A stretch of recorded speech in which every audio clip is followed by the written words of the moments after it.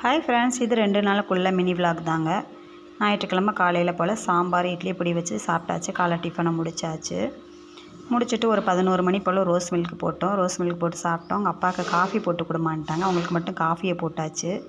தம்பி ஒரு வாரமாக வீட்டில் இல்லாதனால கொஞ்சம் ரொம்ப போர் அடிக்கிற மாதிரி இருக்குது.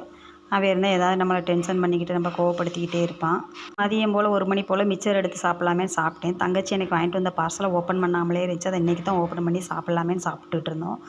சாயந்தரம் டீக்கு வந்து காலிஃப்ளவர் பக்கோடா மாதிரி போட்டோம். நல்லா சூப்பராக இருந்துச்சு டீயோடு வச்சு சாப்பிட்றதுக்கு.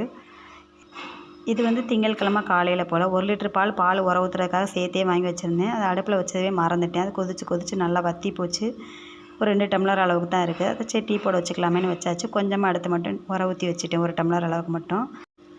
அன்றைக்கி காலையில் சப்பாத்தியும் பன்னீர் கிரேவியும் தான் வச்சோம்.